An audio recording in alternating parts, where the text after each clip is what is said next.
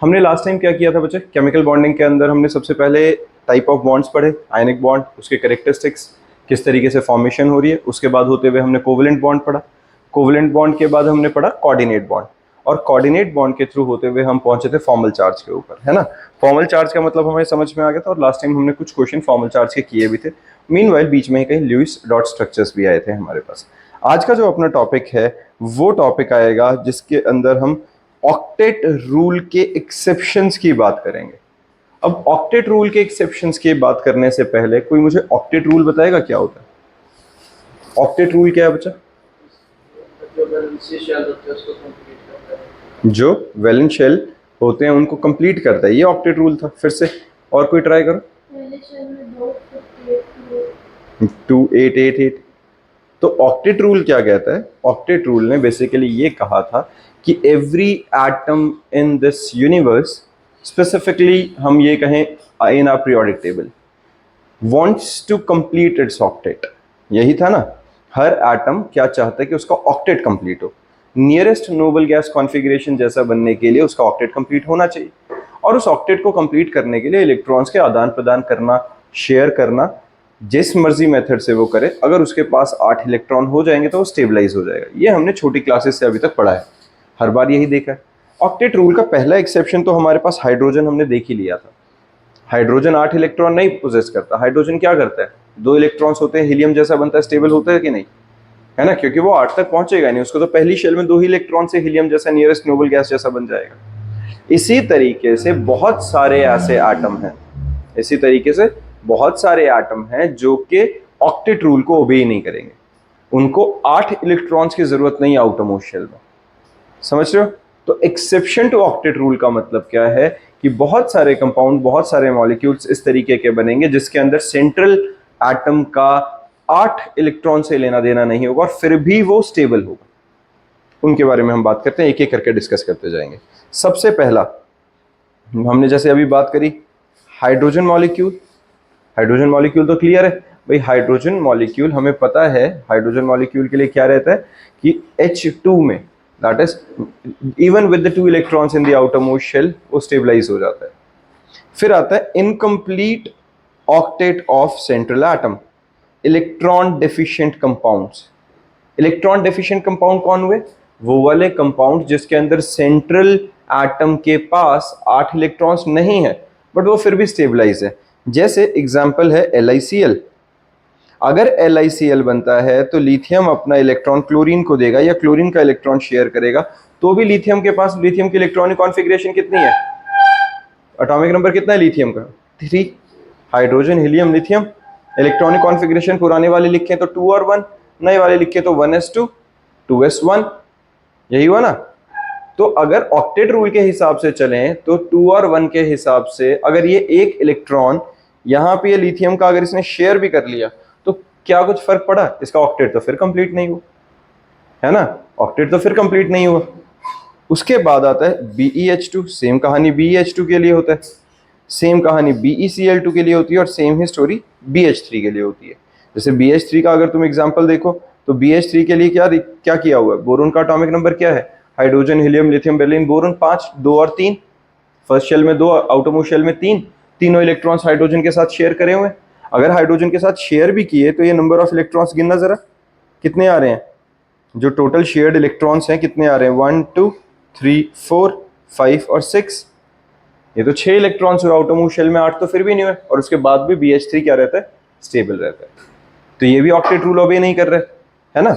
तो इसके बाद हमारे पास फिर क्या आता है? ये सारे क्या बचा? Electron deficient compound. कौन से थे ये सारे? Electron deficient. इलेक्ट्रॉन डेफिशिएंट का मतलब क्या हुआ? जिनके पास 8 इलेक्ट्रॉन से कम है आउटरमोस्ट शेल में, और फिर भी वो स्टेबल है। डन है। फिर आता है हमारे पास expanded octet of central atom. Expanded octet of central atom में हमारे पास क्या रहेगा? Hypervalent compounds. इनका नाम है किसका? एक्सपेंडेड ऑक्टेट का। एक्सपेंडेड ऑक्टेट का मतलब होता है जिनके पास 8 से ज्यादा इलेक्ट्रॉन्स होंगे आउटरमोस्ट शेल में, ठीक है। After bond formation, after sharing of electrons, जो number of electrons outermost shell में अगर वो 8 से ज्यादा है तो हम उसको क्या कहते हैं बेटा? Hypervalent compounds. The compounds in which atom has more than 8 electrons around it are called hypervalent compounds. Sorted है, जिसके पास 8 से ज्यादा होंगे। एग्जाम्पल PF5, PF5 में पता है फॉस्फोरस है ना। इलेक्ट्रॉनिक कॉन्फ़िगरेशन के हिसाब से अगर हम फॉस्फोरस के आउटरमोस्ट शेल के इलेक्ट्रॉन्स की बात करें तो उसके पास आउटरमोस्ट शेल में कितने होते हैं, 1 2 3 4 और 5। अब उसको 8 बनाने के लिए 3 इलेक्ट्रॉन्स चाहिए थे सिर्फ। यहाँ ध्यान से देखो, यहाँ तो कितने हो गए, 1 2 3 4 और 5 ही इसने फ्लोरीन के शेयर कर लिए। Total number of electrons in the outermost shell कितने हो गए इसके, 10। 8 से तो लेना देना ही नहीं बचा फिर। दैट मीन्स हाइपरवैलेंट कंपाउंड बन गया जिसके अंदर number of electrons in the outermost shell 8 से ज्यादा हो जाएंगे। वो क्या कहलाएगा बच्चा, हाइपरवैलेंट।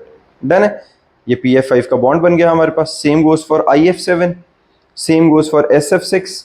SF6 में इलेक्ट्रॉन्स गिनो, 1 2 3 4 5 6 7 8 9 10 11 12 इलेक्ट्रॉन्स आउटरमोस्ट शेल में।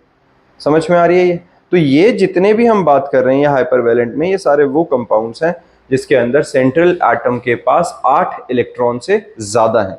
तो ज्यादा है तो हाइपरवैलेंट है, कम थे तो इलेक्ट्रॉन डेफिशिएंट कंपाउंड था। किसी को दिक्कत? सिंपल चीज है बच्चा, ये एक्सेप्शन है। इसके बाद आता है हमारा ऑड इलेक्ट्रॉन मॉलिक्यूल। अब ऑड इलेक्ट्रॉन मॉलिक्यूल्स क्या होते हैं, जैसे NO का एग्जांपल है। ऑड इलेक्ट्रॉन मॉलिक्यूल्स में नाइट्रिक ऑक्साइड में नाइट्रोजन के पास आउटरमोस्ट शेल में कितने इलेक्ट्रॉन्स होते हैं, नाइट्रोजन के एटॉमिक नंबर के अकॉर्डिंगली देखोगे नाइट्रोजन के आउटरमोस्ट शेल में कितने थे, 5 इलेक्ट्रॉन्स। 5 इलेक्ट्रॉन्स के हिसाब से 1 2 3 4 5, ठीक है।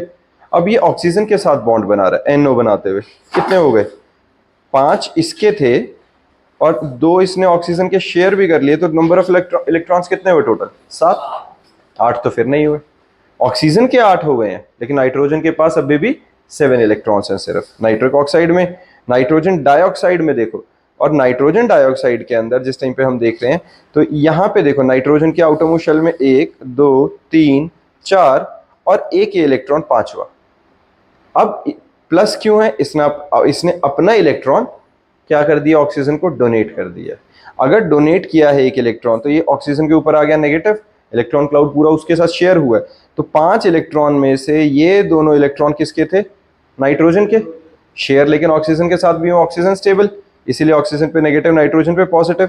और यहाँ पर ये सिंपल कोवलेंट बॉन्ड बनाया हुआ इसने, जिसके अंदर नाइट्रोजन ने इसके इलेक्ट्रॉन्स को भी शेयर किया हुआ था। अब नाइट्रोजन के आसपास आउटरमोस्ट शेल में इलेक्ट्रॉन्स गिनो जरा कितने हो गए, 1 2 3 4 5 6 7, 8 तो फिर भी नहीं हुए, है ना। तो यहाँ जहां सेंट्रल एटम के पास ऑड नंबर ऑफ इलेक्ट्रॉन्स हैं, ये ऑक्टेट कभी पूरा नहीं कर रहा है और ये फिर भी स्टेबल कंपाउंड है। डन है, तो ये हमारे पास क्या हो गया बच्चे, ये ऑक्टेट का एक्सेप्शन हो गया ऑड इलेक्ट्रॉन मॉलिक्यूल्स के लिए। फिर नेक्स्ट आता है ऑक्टेट रूल के बारे में। हम बात कैसे करें भाई, फिर मैं समझाऊं कैसे, क्योंकि हमने सारा बचपन तो अपना इसी चीज में निकाल दिया ना, बचपन मतलब 11वीं से पहले वाली लाइफ, कि भाई ऑक्टेट रूल के हिसाब से ही एटम्स कंबाइन करेंगे, ऑक्टेट रूल्स के हिसाब से ही चीजें रिएक्ट कर रही हैं, है ना। तो octet rule is based upon the chemical inertness of noble gases. क्या बोला था, इनर्टनेस ऑफ नोबल गैसेस। तुम्हें पता है नोबल गैसेस को हम इनर्ट गैसेस भी कहते हैं। इनर्ट का एग्जैक्ट मीनिंग पता है किसी बच्चे को, इनर्ट का मतलब क्या होता है? अगर हम ये बात करें कि कुछ इनर्ट है, इनर्ट का मीनिंग क्या होता है?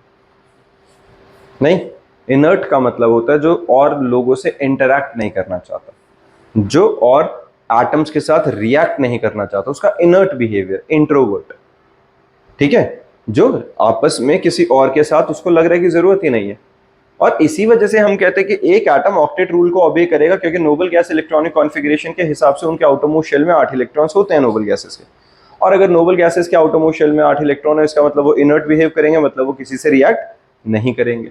लेकिन इसी बात में खुद एक एक्सेप्शन छुपा हुआ है कि नोबल गैसेस भी रिएक्ट करते हैं, नोबल गैसेस भी रिएक्ट करती हैं। मोस्ट कॉमन एग्जांपल होता है इसमें जिनॉन। हमें पता है नोबल गैसेस के नाम कौन कौन से हैं, helium, neon, argon, krypton, xenon, radon. तो जिनॉन जो है वो फ्लोरीन के साथ, ऑक्सीजन के साथ, इन दोनों के साथ रिएक्ट कर जाता है और कंबाइन करके ऑक्सीजन और फ्लोरीन के साथ भी रिएक्ट करता है। तो फ्लोराइड्स बना लेगा, ऑक्साइड्स बना लेगा, ठीक है, या ऑक्सो फ्लोराइड्स बना लेगा। तो हाउएवर क्या हुआ, ये बात समझ में आई है बच्चे? ऑक्टेट रूल बेसिकली किस बेसिस पे था? It is based on the chemical inertness of noble gases. However it has been found that some noble gases, especially xenon and krypton, also combine with oxygen and fluorine to form a large number of compounds such as xenon fluoride, krypton fluoride, xenon oxofluoride और XeFO4, XeF6 etc. समझ में आई है ये बात?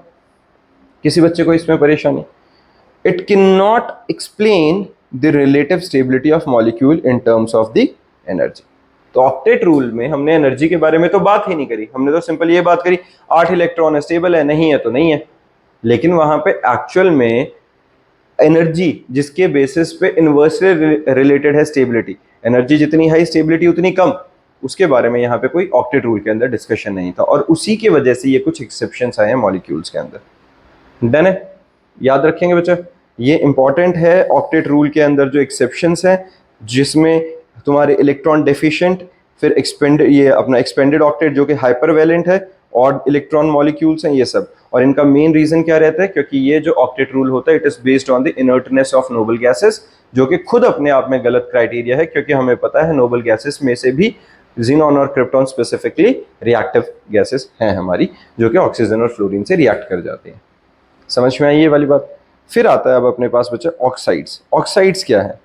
Oxides हैं the binary compounds of oxygen with other elements are called oxides. Oxide state of oxygen is -2, oxidation state of oxygen is -2। Oxides का मतलब समझ में आया बेटा? ऑक्साइड्स हम किसको कह रहे हैं? वो binary solution, basically binary compounds of oxygen with other element, उनको हम ऑक्साइड्स कहेंगे।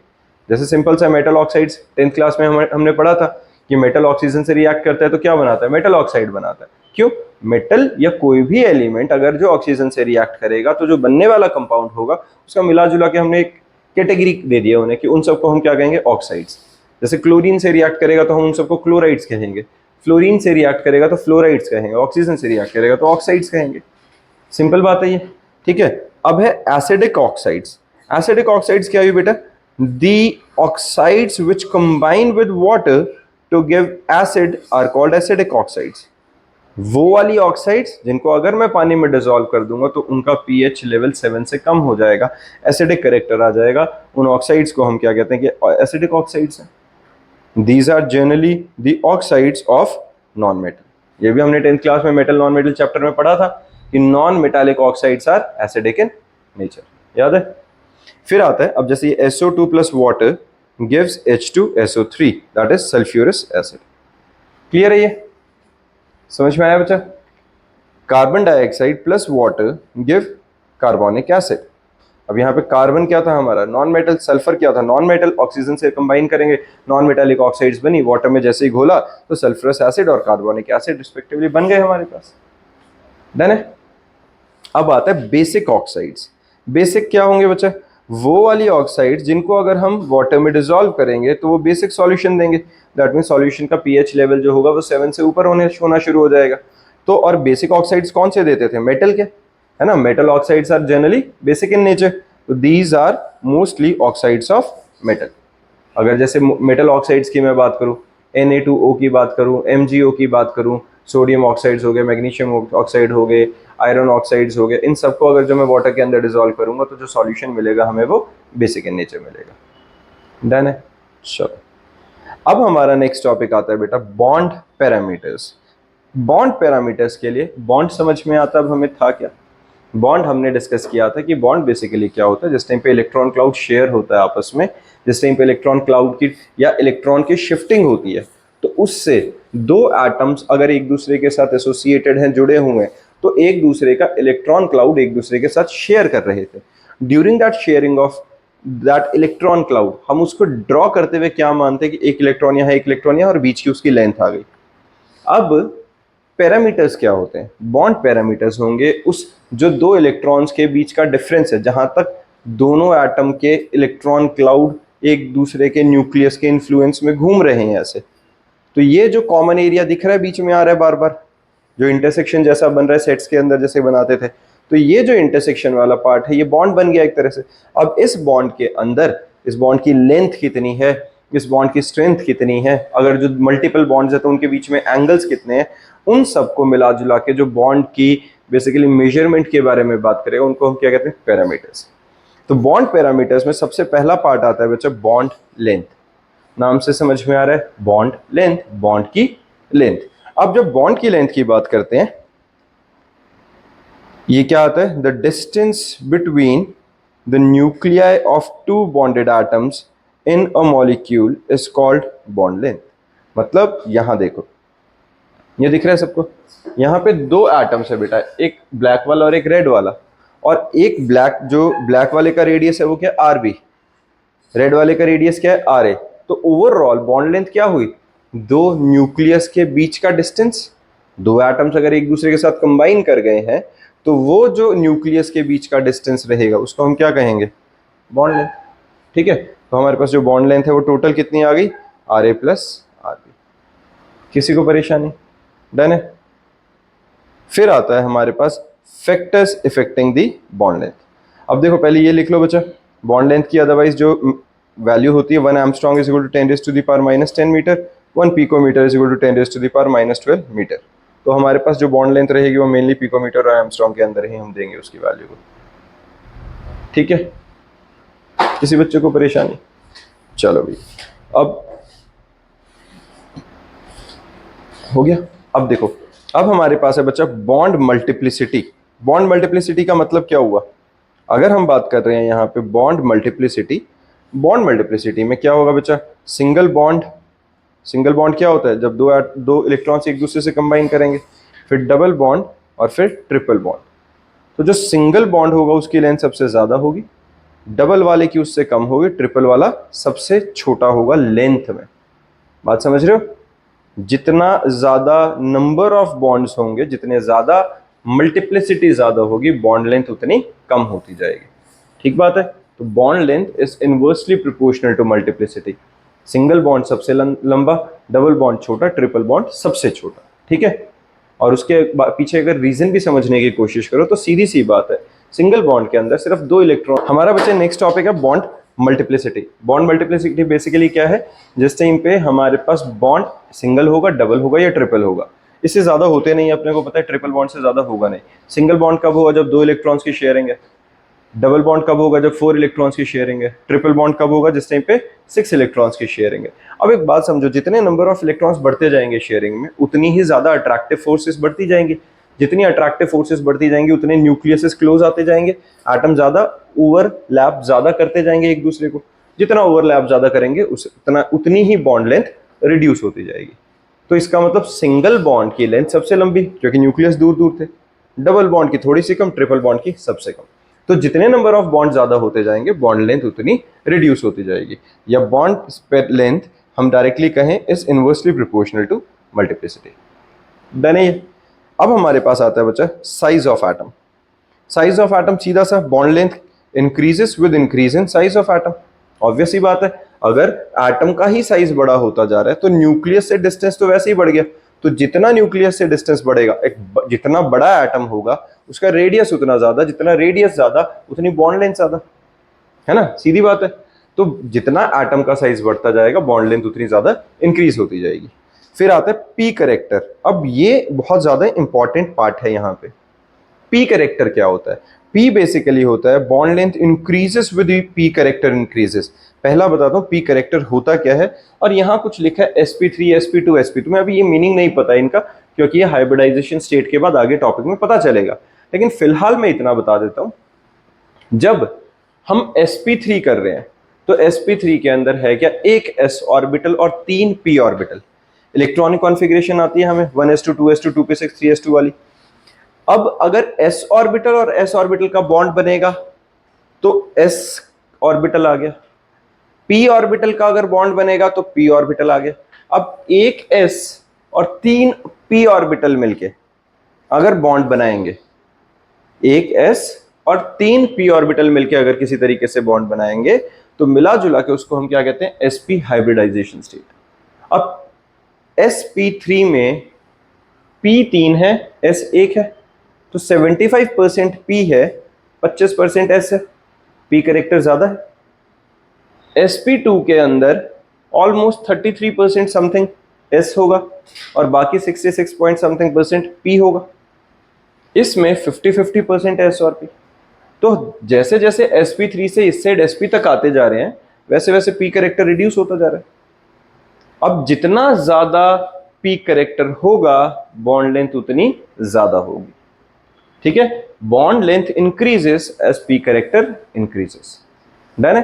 या ये कहें जितना एस कैरेक्टर कम होगा उतनी बॉन्ड लेंथ ज्यादा होगी। जितना एस कैरेक्टर कम होगा, समझ रहे हो ये वाली बात, जितना एस कैरेक्टर कम बॉन्ड लेंथ उतनी ज्यादा, पी कैरेक्टर ज्यादा बॉन्ड लेंथ उतनी ज्यादा। ये बात समझ में आई है? ठीक है। अब यहां पे फिर एक आता है बच्चा बॉन्ड एंगल। अब बॉन्ड लेंथ के बाद क्या आता है? Bond angle. अब बॉन्ड एंगल क्या होता है?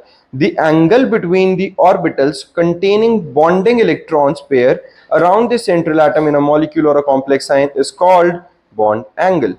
अब बॉन्ड एंगल के बारे में समझने की कोशिश करो। हमारे पास, मैं सीधा सा एक एग्जांपल उठाता हूं, मान लो ये है, ठीक है, ये अपने पास क्या है? ट्राइपॉड है। पता है अपने को ये गोरिल्ला ट्राइपॉड है जो, इसके अंदर होता क्या है? इसके अंदर कुछ नहीं होता, केमिस्ट्री वाइज नहीं है, वैसे इन जनरल समझा रहा हूँ सिर्फ एग्जांपल के लिए। ये देखो यहाँ पे अज्यूम करना मेरे साथ साथ में, ये क्या है बच्चे? ये वाला बीच वाला पार्ट है, ये सेंट्रल एटम। सेंट्रल एटम समझ रहे हो? अब सेंट्रल एटम के साथ इस एटम ने इस हाइड्रोजन के साथ बॉन्ड बनाया हुआ, मान लो कार्बन है। CH4 का एग्जांपल ले लेते हैं, मीथेन का। मीथेन पता है ना सबको? मीथेन के अंदर बनता कैसे है? जब हम CH4 बनाते हैं तो कार्बन के 4 इलेक्ट्रॉन्स हैं आउटरमोस्ट शेल में, चारों के साथ एक एक हाइड्रोजन कोवलेंट बॉन्ड बना लेगा और इस तरीके से अपने को पता है बॉन्ड बन जाता है ना? इसमें तो किसी के लिए कुछ नया नहीं है। CH4 ऐसे है ना, ये तो हमने 10th क्लास में सेम कार्बोनेट्स कंपाउंड में पढ़ा था मीथेन के बारे में। लेकिन इसका स्ट्रक्चर ऐसा नहीं होता है। इसका स्ट्रक्चर कैसा होता है? इस टाइप का, एक इधर, एक मान लेते हैं इधर, और एक इसके कहीं पीछे की साइड लगा लो इधर, जो यहां से ऐसे जा रहा है। अब ये कैसा सा बनाने की मेरी कोशिश है? एग्जैक्टली एक ट्राइपॉड जैसा। ये दिख रहा है? जैसे ये रहे, ये इस टाइप से बनता है। अब ये इस टाइप से क्यों बन रहा है? जिस टाइम पे इस तरह का हमें बनाना है बच्चा, इसमें हर एटम मिनिमम रिपल्शन पे पहुंच गया, समझ रहे हो? इससे ये मैक्सिमम डिस्टेंस पे, इससे ये मैक्सिमम डिस्टेंस पे, इससे ये मैक्सिमम डिस्टेंस पे, और ये सारे मैक्सिमम डिस्टेंस पे। तो इसमें मिनिमम रिपल्शन हुई कि नहीं? ये एग्जैक्टली उसी तरीके से कि अगर मैं 4 मैग्नेट्स को इस एक धागे से लटका दूं और सारों का पोल सेम हो तो सब एक दूसरे को धक्का मारेंगे। अब धक्का मारेंगे तो ये इस तरीके के स्ट्रक्चर में आके रुक जाएंगे, और इस स्ट्रक्चर को हम क्या कहते हैं बेटा? टेट्राहेड्रल। क्या कहते हैं? टेट्राहेड्रल। समझ में आई ये बात? अब इस वक्त इन बॉन्ड्स के बीच का जो एंगल है, यहां पे है, यहां पे है, यहां पे है, इन बॉन्ड्स के बीच का जो एंगल है इसको हम क्या कहते हैं? Bond angle. समझ में आई ये बात? तो ये टेट्राहेड्रल स्ट्रक्चर समझ में आ गया, जो पिरामिड जैसा सा बन जाता है। एग्जैक्टली सीधा हमारे पास अगर हम बात करें तो ये जो हमारे पास है ये टेट्राहेड्रल स्ट्रक्चर को रिप्रेजेंट कर रहा है। डन है? क्लियर है बच्चे ये वाला पार्ट? तो इसके अंदर जब हमारे पास अब एंगल की बात करें तो यह कार्बन के साथ जो टेट्राहेड्रल स्ट्रक्चर के अंदर एंगल बन रहा है बॉन्ड्स के बीच में, वो यहाँ कितना बन रहा है बेटा? 109.5। ठीक है, 109.5 का एंगल बन रहा है। तो angle between the two bonds is known as bond angle. अब यहाँ पे एक और चीज याद करो, जब मैंने वाटर मॉलिक्यूल तुम्हें समझाया था शुरू में, हमने बिल्कुल चैप्टर के एक बार डिस्कस किया था कि वाटर मॉलिक्यूल हमारा किस तरीके का स्ट्रक्चर पोजेस करता है। तो जब हमने वाटर मॉलिक्यूल के बारे में बात करी है, ध्यान से देखना बच्चा, वाटर मॉलिक्यूल में क्या होता है? ऑक्सीजन इधर, इसके आउटरमोस्ट शेल में कितने इलेक्ट्रॉन्स होते हैं? 6, 1 2 3 4 5 6। यहां एक हाइड्रोजन आता है अपना इलेक्ट्रॉन लेके, यहां एक हाइड्रोजन आता है अपना इलेक्ट्रॉन लेके, इसके साथ बॉन्ड बना लेगा, और ऑक्सीजन इनके साथ बॉन्ड बना लेगी। ऐसे ही रहेगा, और ये एग्जैक्टली हमारा वाटर मॉलिक्यूल बन गया। हाँ जी, डन है? कोई परेशानी? अब देखो, जिस टाइम पे ऐसा हुआ है तो ऑक्सीजन के साथ हाइड्रोजन ने बॉन्ड बना लिया, लेकिन ये सीधा क्यों नहीं है? मैंने ऐसा क्यों बनाया? मैं इसे ऐसा क्यों नहीं बना रहा? क्योंकि ऊपर जो है लोन पेयर है। ऊपर क्या है? Lone pair. ये जो इलेक्ट्रॉन क्लाउड्स हैं ये बहुत ज्यादा नेगेटिव चार्ज है, ये इनको धक्का मारेंगे कि नहीं? रिपल्सिव फोर्स आनी चाहिए, और अगर ये रिपल्सिव फोर्स आएगी तो ये जो लीनियर स्ट्रक्चर है ये लीनियर ना रह के ऐसा सा बन जाएगा, और ऊपर ये इलेक्ट्रॉन के जो लोन पेयर्स हैं ये ऐसे के ऐसे पड़े रह गए। तो इनसे मिलने वाली रिपल्शन के कारण इसका बेंड शेप हो जाता है। समझ में आई ये बात? पक्का? ठीक है ना? और होगा कैसे? टेट्राहेड्रल ज्योमेट्री के अंदर। डन। तो हमारे पास ये जो एंगल बनते हैं, जैसे हाइड्रोजन हाइड्रोजन के बीच का जो बॉन्ड एंगल बना वो 104.5 बन गया। अब इसके अंदर बहुत सारे फैक्टर्स आएंगे, ये बॉन्ड एंगल किस तरीके से चेंज होगा, क्या होगा, लेकिन बॉन्ड एंगल हमेशा रहेंगे वही, एंगल बिटवीन द बॉन्ड्स। जैसे BF3 के बीच में एंगल कितना बन गया ये हमारे पास 120 डिग्री का। डन है ये।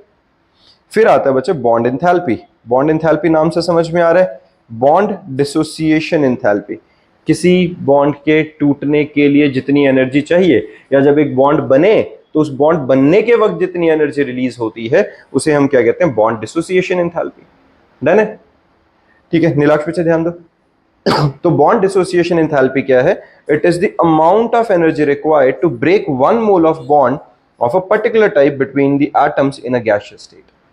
ठीक है, it is the minimum energy required to break 1 mole. 1 mole पता है सबको, है ना, एवोगैड्रो नंबर वाला। तो 1 मोल ऑफ बॉन्ड्स को ब्रेक करने के लिए जितनी कम से कम एनर्जी मुझे देनी पड़े, उस एनर्जी को हम क्या कहते हैं? Bond enthalpy. जैसे H2 है, गैसियस फॉर्म में है, तो मैंने क्या किया, इसको डेल्टा, डेल्टा क्या रिप्रेजेंट कर रही है बच्चे? एनर्जी। तो हाइड्रोजन हाइड्रोजन एटम्स में ये डिसोसिएट कर गया।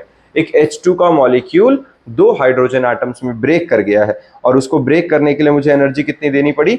435.8 किलोग्राम पर मोल। क्लियर है? तो this much is the amount of energy required to break 1 mole of hydrogen atom into hydrogen molecule into atoms. Done है? अब जितना ज्यादा बॉन्ड डिसोसिएशन एंथैल्पी होएगी उतना बॉन्ड स्ट्रॉन्गर रहने वाला है ना? ऑब्वियस ही बात है, अगर मेरे को बहुत ज्यादा एनर्जी देनी पड़ रही है इसका मतलब बॉन्ड स्ट्रॉन्ग बहुत था, उसको तोड़ने के लिए बहुत ज्यादा एनर्जी देनी पड़ी है। तो larger the bond dissociation enthalpy, stronger is the bond और स्टेबल इज द बॉन्ड, है ना? फिर आता है हमारे पास bond dissociation enthalpy of polyatomic molecules. Polyatomic जैसे वाटर मॉलिक्यूल है, उसको हाइड्रोजन और OH में ब्रेक किया, ये फर्स्ट बॉन्ड डिसोसिएशन एंथैल्पी आई। फिर OH को फर्दर H और O में ब्रेक किया, ये सेकंड बॉन्ड डिसोसिएशन एंथैल्पी आई। तो एवरेज बॉन्ड डिसोसिएशन क्या आएगी? दोनों को प्लस किया, 2 से डिवाइड किया, 464.5 किलो जूल पर मोल हमारे पास क्या आ गई है? This is the amount of energy. Done है? क्लियर है बच्चा? ये ऊपर मैंने एक बार यहाँ पे ना किलोग्राम लिखा था, किलोग्राम नहीं होगा, ये किलो जूल होना चाहिए, क्योंकि एनर्जी है ये। बात समझ में आ रही है बच्चे? यहाँ पे क्या होना चाहिए? किलो जूल पर मोल में। डन है? फिर आता है बॉन्ड ऑर्डर। अब देखो बॉन्ड ऑर्डर में क्या रहेगा बच्चा? बॉन्ड ऑर्डर है number of bonds between the 2 atoms in a molecule. Bond order single bond है, डबल है, ट्रिपल है, वही मल्टीप्लिसिटी ही है और कुछ नहीं है, तो उसे हम क्या कह रहे हैं? Bond order. With the increase in bond order bond enthalpy increases and bond length decreases. यही रहेगा भाई, जितना बॉन्ड ऑर्डर बढ़ता जा रहा है, अगर सिंगल बॉन्ड है तो क्या है? उसकी लेंथ लंबी है, स्ट्रेंथ थोड़ी कम है।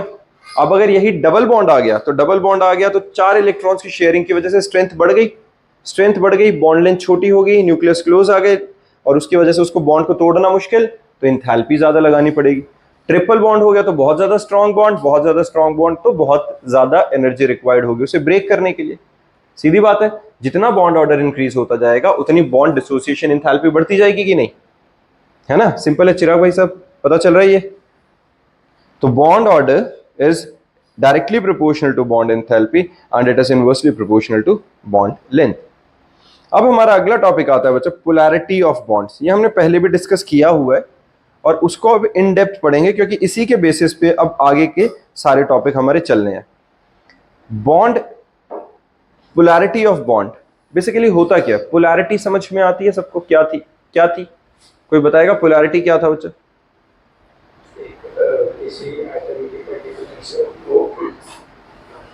किसी एटम की पर्टिकुलर स्ट्रेंथ कि वो शेयर्ड पेयर ऑफ इलेक्ट्रॉन को अपनी तरफ खींचे। ये जो बच्चे ने बताया है कि tendency of an atom to attract the shared pair of electron toward itself, उसको हम क्या कहते हैं? इलेक्ट्रोनेगेटिविटी। अब इलेक्ट्रोनेगेटिविटी डिफरेंस की वजह से अगर एक कोवलेंट बॉन्ड जो कि नॉन पोलर होना चाहिए था, मतलब किसी तरीके का अनइवन इलेक्ट्रॉन्स का डिवीजन नहीं होना चाहिए था, but since due to the electronegativity difference electron cloud एक एटम की तरफ ज्यादा शिफ्ट हो जाएगा, तो यहां पर डेल्टा नेगेटिव और डेल्टा पॉजिटिव क्रिएट हो जाएंगे और हम क्या कहेंगे कि बॉन्ड के अंदर क्या आ गई है? पोलैरिटी। समझ में आई? पोलैरिटी होना, पोलर होना। पोलर होने का मतलब क्या होता है? बाइज्ड हो जाना, किसी एक तरफ ज्यादा चले जाना, एक तरफ कम हो जाना, दैट इज पोलैरिटी, है ना। प्लस माइनस में डिवाइड हो गया। तो पोलैरिटी तब आएगी जब किसी एक एटम के पास, अदरवाइज न्यूट्रल मॉलिक्यूल के अंदर, किसी एक एटम के पास टेंडेंसी ज्यादा है इलेक्ट्रॉन्स को अपनी तरफ खींचने की, और उस टेंडेंसी का नाम हमने इलेक्ट्रोनेगेटिविटी रखा था। तो जितना कोई अपनी तरफ इलेक्ट्रॉन्स को ज्यादा खींचेगा, उतनी ज्यादा उसके ऊपर डेल्टा नेगेटिव और दूसरे पे डेल्टा पॉजिटिव चार्ज आता जाएगा। डन है ये बात? तो पोलैरिटी में हमारे पास डायपोल मूवमेंट क्रिएट हो जाता है। अब ये डायपोल मूवमेंट क्या है, लिखो बच्चे साथ के साथ। पोलैरिटी ऑफ बॉन्ड में डायपोल मूवमेंट क्या होता है? Dipole movement is the measure of degree of polarity and it is defined as the product of magnitude of charge and the distance between the centers of positive and negative charge। क्या होता है? Dipole movement mu से represent करते हैं, it is equal to product of the charge times the distance of separation. ठीक है, it is equal to mu is equal to Q cross R, Q into R basically. फिर से बताता हूं, देखो बच्चे डायपोल मूवमेंट होता क्या है। अब मेरी बात समझना है, यहाँ पे मान लेते हैं, एक एग्जांपल रख लेते हैं, पहले जनरल एग्जांपल बनाते हैं, पहले रेगुलर नहीं है, मतलब एग्जैक्ट नहीं बना रहा मैं, क्या बता रहा हूं। एक हमारे पास ए बी मॉलिक्यूल है मान लो, ठीक है। यहाँ पे हमारे पास क्या है बच्चे, मैंने एक ए बी मॉलिक्यूल माना। अब ए बी मॉलिक्यूल के अंदर जो इलेक्ट्रॉन क्लाउड इक्वली डिस्ट्रीब्यूट होना चाहिए था ऐसे करके, अब हुआ क्या, due to electronegativity difference, let us assume B ज्यादा इलेक्ट्रोनेगेटिव है। अगर बी ज्यादा इलेक्ट्रोनेगेटिव है तो ये इलेक्ट्रॉन क्लाउड ऐसे डिस्ट्रीब्यूट हो जाएगा। अब नेगेटिव ज्यादा बी पे जाएगा तो इस पे डेल्टा नेगेटिव और इस पे डेल्टा पॉजिटिव बना कि नहीं। तो जो कि अदरवाइज न्यूट्रल मॉलिक्यूल होना चाहिए था, जिसमें किसी तरह का पॉजिटिव नेगेटिव नहीं होना चाहिए था, वहां पे plus minus positive negative charge distribution create हो गया। तो हमने क्या कहा कि ये बॉन्ड क्या हो गया, पोलर। और अगर पोलर हो जाता है तो पोलर की एक स्ट्रेंथ होती है, ये बेसिकली हम क्या कहते हैं, मैग्नेटिक डायपोल्स के लिए, इलेक्ट्रोस्टैटिक डायपोल्स के लिए स्ट्रेंथ नापने के लिए हम क्या कहते हैं, इसके लिए हम ये वर्ड यूज करते हैं जिसको हम कहते हैं डायपोल मूवमेंट। डायपोल मूवमेंट, क्योंकि दो पोल्स क्रिएट हो गया तो डायपोल हो गया। तो डायपोल मूवमेंट बेसिकली इस डायपोल की स्ट्रेंथ के लिए कहा जाता है। तो वो कितना ज्यादा होगा, dipole movement is represented by mu and it is equal to product of the either charge, इसका नाम रख लेते हैं मान लो q, and the distance between the charges which is r. पता चला, इनके बीच के डिस्टेंस को आर मान लिया, तो क्यू इसका चार्ज की वैल्यू मान ली। तो ये और ये सेम ही है, बस क्या है, नेचर अलग है। तो इन मैग्नीट्यूड पॉजिटिव और नेगेटिव चार्ज सेम था, तो magnitude of charge into distance between the separation of the charges. तो क्यू इंटू आर से हमारे पास क्या आ गया, डायपोल मूवमेंट का फॉर्मूला समझ में आ गया बच्चा, ये कंसेप्ट समझ में आया। क्यू की यूनिट क्या होती है, कूलम, आर की यूनिट क्या होती है, मीटर। तो डायपोल मूवमेंट की यूनिट क्या हो गई, कूलम मीटर। और एक दूसरी इसकी स्टैंडर्ड यूनिट होती है डीबे यूनिट, जिसको डी से रिप्रेजेंट करते हैं, जो कूलम मीटर के इक्वल होगा। And 1 debye is equal to 1 times 10⁻⁻8 ESU centimetre. ये हमारी एक और यूनिट होती है। मेन कूलम मीटर याद रखो, वो अपने आप में इनफ है, ठीक है। Due to polarity in covalent bond, partial ionic character is developed between the otherwise covalent compound. अब ये अपने आप में बहुत इंपॉर्टेंट, बहुत रिलेवेंट सी हमने बात लिख दी है सिर्फ एक लाइन के अंदर, कि जहां पर कोवेलेंट कंपाउंड जब होता है, तो कोवेलेंट कंपाउंड के अंदर किसी तरीके का कोई पॉजिटिव और नेगेटिव नहीं होता। कोवेलेंट में तो कोई ट्रांसफर ऑफ इलेक्ट्रॉन्स हुआ ही नहीं है। Since there is zero transfer of electrons, hence there should be no ionic character. क्योंकि आयनिक कैरेक्टर कब आता है, जब proper transfer of electron cation anion की फॉर्मेशन थी। कोवेलेंट में तो ट्रांसफर ऑफ इलेक्ट्रॉन्स होते ही नहीं है, वहां तो सीधा सीधा शेयरिंग है, कोई पॉजिटिव नेगेटिव के चांसेस नहीं। बट अभी हमने क्या देखा, due to electronegativity difference, due to polarity, there are positive and negative within the neutral molecule, है कि नहीं। और अब अगर पोलैरिटी अराइज हो गई है, डेल्टा नेगेटिव डेल्टा पॉजिटिव हो गया है, मतलब कोवेलेंट बॉन्ड के अंदर अगर चार्ज डिस्ट्रीब्यूशन आ गया है, इसका मतलब उसके अंदर आयनिक कैरेक्टर डेवलप हो गया है। ये बात समझ में आई है। अगर हमारे पास किसी कोवेलेंट बॉन्ड के अंदर पॉजिटिव नेगेटिव चार्जेस आ गए हैं, पोलैरिटी आ गई है, तो जितनी ज्यादा पोलैरिटी आ जाएगी उतना ज्यादा आयनिक कैरेक्टर उसके अंदर डेवलप होता जाएगा। जितना इलेक्ट्रोनेगेटिविटी डिफरेंस ज्यादा होता जाएगा उतनी पोलैरिटी ज्यादा, जितनी पोलैरिटी ज्यादा उतनी कोवेलेंट बॉन्ड के अंदर आयनिक कैरेक्टर डोमिनेट करना शुरू कर देगा। तो हमारे पास परसेंटेज ऑफ आयनिक कैरेक्टर, ये फॉर्मूला लिखो बेटा, percentage of ionic character is given by mu observed upon mu calculated for 100% ionic into 100। ये हमारे पास किसके लिए फॉर्मूला आ गया, ये फॉर्मूला हमारे पास है percentage of ionic character in covalent bond. अब percentage of ionic character in covalent bond का है, percentage of ionic character is equal to mu observed, जो अभी हमने कोवेलेंट बॉन्ड के अंदर डायपोल मूवमेंट निकाला है, divided by mu calculated for 100% आयनिक। 100% आयनिक के लिए क्या होगा, जहां कंप्लीट ट्रांसफर ऑफ चार्ज हुआ होगा, इनटू 100। म्यू कैलकुलेटेड फॉर 100% आयनिक क्या होता है, Q into D, charge on 1 electron which is 1.6 times 10⁻⁻19 into R। समझ में आई ये बात कि हमारे पास जब मैं म्यू कैलकुलेटेड निकाल रहा हूं तो Q into D होता है। Q की वैल्यू क्या होती है, इलेक्ट्रॉन ट्रांसफर होगा कंप्लीट आयनिक कंपाउंड। देखो प्योर आयनिक कंपाउंड में क्या होता है, कंप्लीट ट्रांसफर ऑफ इलेक्ट्रॉन होता है कि नहीं, मेटल इलेक्ट्रॉन रिलीज करके नॉन मेटल के पास भेजता है। तो 100% ट्रांसफर ऑफ इलेक्ट्रॉन के अंदर क्या हुआ, एक इलेक्ट्रॉन का चार्ज कितना होता है, 1.6 टाइम्स 10⁻⁻19। मान लो सोडियम क्लोराइड का एग्जांपल है, तो सोडियम कैटाइन कब बना था, जब पूरा इलेक्ट्रॉन ट्रांसफर हुआ। तो पूरा इलेक्ट्रॉन ट्रांसफर होने की वजह से इस पे +1 का चार्ज आया था, तो +1 कितना, +1 इलेक्ट्रॉन के बराबर, विच इज 1.6 टाइम्स 10⁻⁻19 कूलम। और NaCl के बीच का जो डिस्टेंस होगा उसको इससे मल्टीप्लाई करेंगे तो 100% आयनिक के लिए डायपोल मूवमेंट निकल आता है हमारा। डन है। एक काम करते हैं, इसका ये आगे का एक और फॉर्मूला लिखो बच्चे, percentage of ionic character is equal to, ये भी लिखो, percentage of ionic character is equal to 16 times delta x. लिखो percentage of ionic character is equal to 16 times delta x plus 3.5 times delta x का square. Delta x क्या होती है, electronegativity difference. ये direct formula है, percentage of ionic character is equal to 16 times delta x plus 3.5 times delta x का square, where delta x is electronegativity difference। अगर हमें electronegativity की टर्म्स में कुछ दे रखा हुआ ऐसा, तो हम डायरेक्टली इस फॉर्मूला में वैल्यू सब्स्टिट्यूट कर देंगे। डन है। एक काम करो बच्चा, ये अब जो नेक्स्ट न्यूमेरिकल है एक बार इसको अटेम्प्ट करो, बाकी न्यूमेरिकल्स एक बार घर से करना, फिर नेक्स्ट क्लास में इसके डाउट्स के साथ मिलेंगे, ठीक है। जल्दी से ये वाला एक न्यूमेरिकल अटेम्प्ट कर लो पहले। The percentage of ionic character in certain bond AB is 54.76% and the length or bond length AB is given by 246 Armstrong, that is 246 into 10⁻⁻10 meters. What is the dipole moment of AB molecule? सीधा सीधा formula, direct value डालो। देखो बच्चा, सबने attempt कर लिया ये। इसके अंदर देखो सबसे पहले गिवन क्या है, परसेंटेज ऑफ आयनिक कैरेक्टर 54.76। इस फॉर्मूला के हिसाब से देखो जो अभी मैंने लिखवाया, परसेंटेज गिवन है, निकालना क्या है, म्यू ऑब्जर्व्ड।